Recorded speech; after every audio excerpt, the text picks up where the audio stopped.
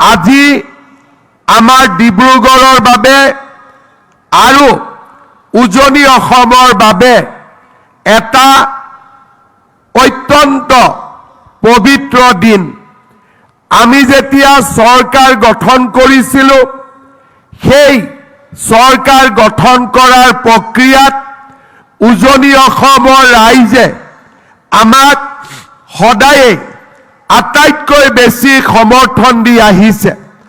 2021 চনৰ নিৰ্বাচনত আমি ডিব্ৰুগড় জিলাৰ আটাইকেইটা সিট আমি জিকিবলৈ সক্ষম হৈছিলোঁ। ঠিক তেনেকৈ তিনিচুকীয়া জিলাত আমি আটাইবোৰ সিট জিকিছিলোঁ। শিৱসাগৰ, চৰাইদেউ, যোৰহাট, গোলাঘাট, লখিমপুৰ, ধেমাজি সকলোৱে বিজেপি চৰকাৰ গঠনত দুইবাৰেই ভাৰতীয় জনতা পাৰ্টিক সমৰ্থন জনাইছিলে। নিৰ্বাচনৰ সময়ত আমি কৈছিলোঁ যে উজনি অসমত অকল ৰাজনৈতিক দৃষ্টিভংগীৰ পৰাই নহয়, অৰ্থনৈতিক, সামাজিক আৰু সাংস্কৃতিক দিশৰ পৰাও আমি আগবঢ়াই লৈ যাম। প্ৰধানমন্ত্ৰী ডাঙৰীয়াই আমাক ধলা শদিয়াত দলং দিলে, নৰেন্দ্ৰ মোদী ডাঙৰীয়াই আমাক বগীবিলত দলং দিলে।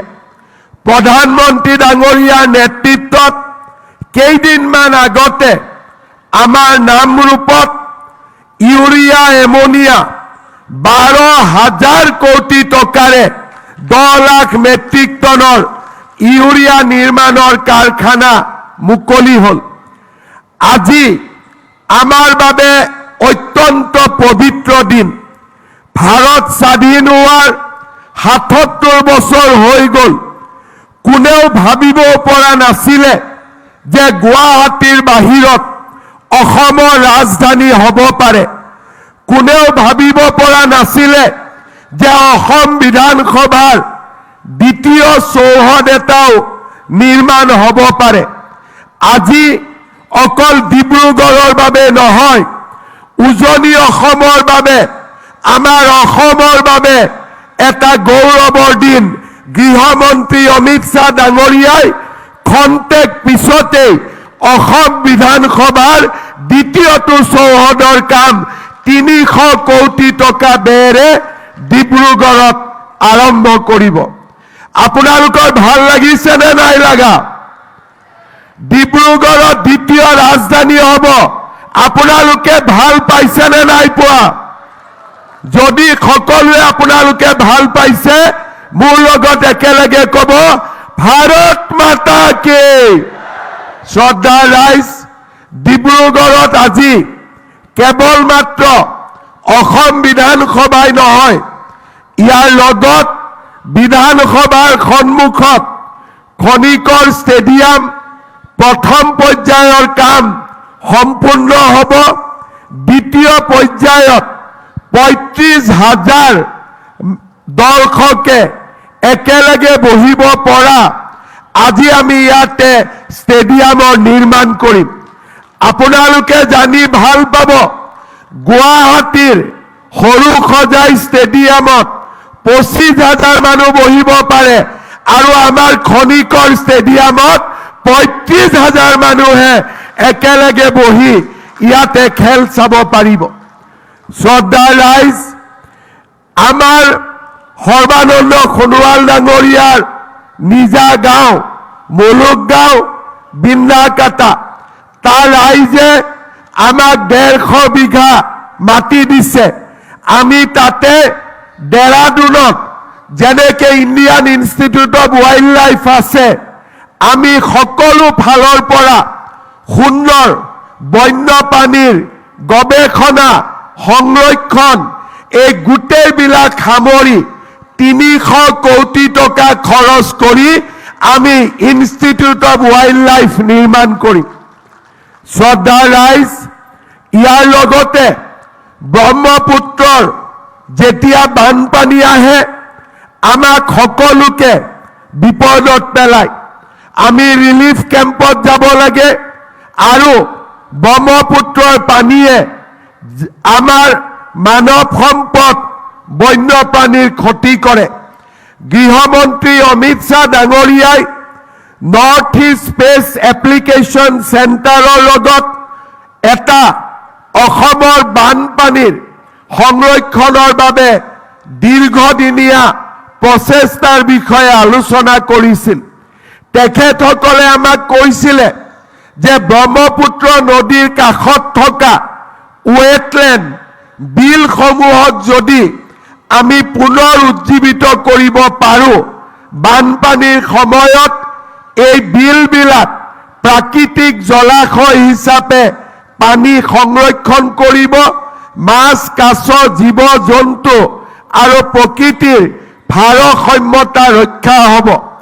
আজি আমি এই ডিব্ৰুগড়ৰ পবিত্ৰ ভূমিৰ পৰাই এনেকুৱা 15টা ৱেটলেণ্ড সঞ্জীৱিত কৰিবৰ বাবে 700 কোটি টকাৰে আমি এটা নতুন প্ৰকল্প আৰম্ভ কৰিম আৰু এই প্ৰকল্পৰ বাবে সম্পূৰ্ণ ধন কেন্দ্ৰীয় গৃহমন্ত্ৰী ডাঙৰীয়াই গৃহ মন্ত্ৰালয়ৰ পৰা আমাক প্ৰদান কৰিছে।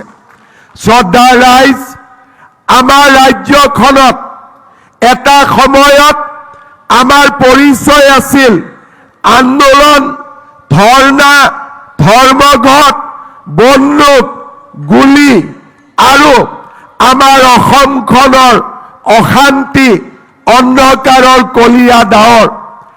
আজি আমাৰ ৰাজ্যখনলৈ পৰিৱৰ্তন আহিলে আমাৰ ৰাজ্যখনৰ প্ৰতিটো অঞ্চলতে ৰাস্তা ঘাট, দলং, মেডিকেল কলেজ আদি নিৰ্মাণ হ'ল। কংগ্ৰেছে অসমত 60 বছৰ শাসন কৰিছিলে।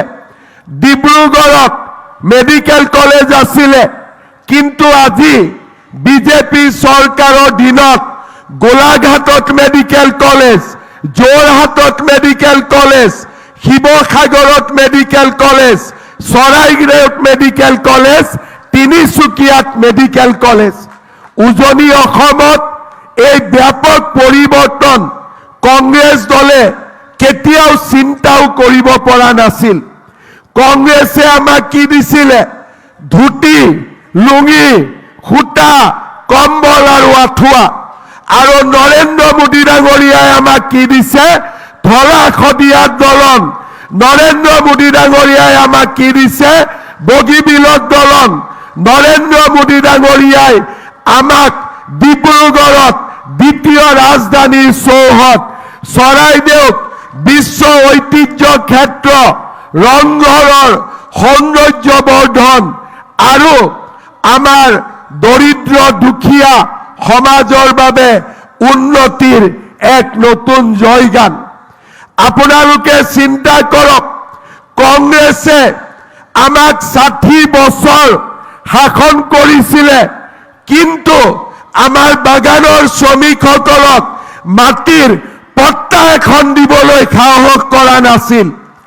আজি বিজেপি দলে অহা মাহৰ 9 তাৰিখৰ পৰা মাটিৰ পট্টাৰ ফৰ্ম বিতৰণৰ কাম আৰম্ভ কৰিব, যাতে আমাৰ বাগানৰ সমাজখনে মাটিৰ অধিকাৰ লাভ কৰিব পাৰে। তেওঁলোকে আমাক কি দিছিলে? ধুতি দিছিলে, কম্বল দিছিলে। বিজেপি চৰকাৰে আমাক কি দিছে? 1.5 লাখ 2 লাখ ল'ৰা ছোৱালীক 1 টকাও ঘোষ নিদিয়াকৈ চৰকাৰী চাকৰি দিছে।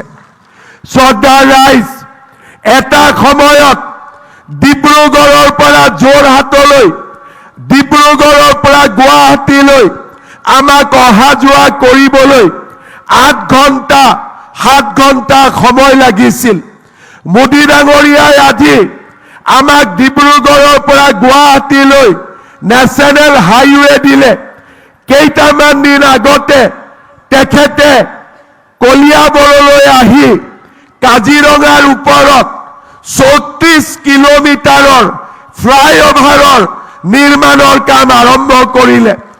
ইয়াৰ ফলত লাভ কি হ'ব? ডিব্ৰুগড়ৰ পৰা গুৱাহাটীলৈ যোৱা সময় 1 ঘণ্টা কমি যাব। কাজিৰঙাৰ মাজেদি নহয়, আমি কাজিৰঙাৰ ওপৰেদি যাম। আপোনালোকে জানি ভাল পাব এসময়ত নেশ্যনেল হাইৱেত অসমত ট্ৰাক চলিব নোৱাৰিছিল, গাড়ী চলিব নোৱাৰিছিল। ভগৱানে কৰিলে অহা 14 ফেব্ৰুৱাৰী তাৰিখে প্ৰধানমন্ত্ৰী ডাঙৰীয়া মৰাণলৈকে আহিব, গাড়ীয়েদি নহয় প্লেনেদি আহি ৰাস্তাত তেওঁ অৱতৰণ কৰিব। মৰাণৰ ৰাস্তাত সেইদিনাখন ৰাফেল নামিব, সুখই নামিব, বিমান বাহিনীৰ বিমান নামিব আৰু ভাৰতৰ ভিতৰতে ৰাস্তাৰ ওপৰত প্লেন নমা আমি অসম এখন অগ্ৰণী ৰাজ্যলৈ ৰূপান্তৰ হ'ম। কোনে কল্পনা কৰিছিল যে মৰাণৰ ৰাস্তাত য'ত নেকি ট্ৰাক চলিব নোৱাৰে তাত প্লেন নামিব, তাত যুদ্ধ জাহাজ নামিব। আজি আমি কোনে কল্পনা কৰিব পাৰিছিলো যে আমাৰ নুমলীগড় আৰু গোলাঘাটৰ মাজত টানেল হ'ব, টানেলেদি ৰেলো যাব পাৰিব, টানেলেদি গাড়ীও যাব পাৰিব। আমি কোনো অসমীয়াই সপোন দেখা নাছিলো যে ইমানবিলাক কাম আমাৰ ৰাজ্যত কেতিয়াবা সম্ভৱ হ'ব। এই কাম কোনে কৰিলে? এই কাম আমাৰ বাবে নৰেন্দ্ৰ মোদী ডাঙৰীয়াই কৰিলে, অমিত শ্বাহ ডাঙৰীয়াই কৰিলে।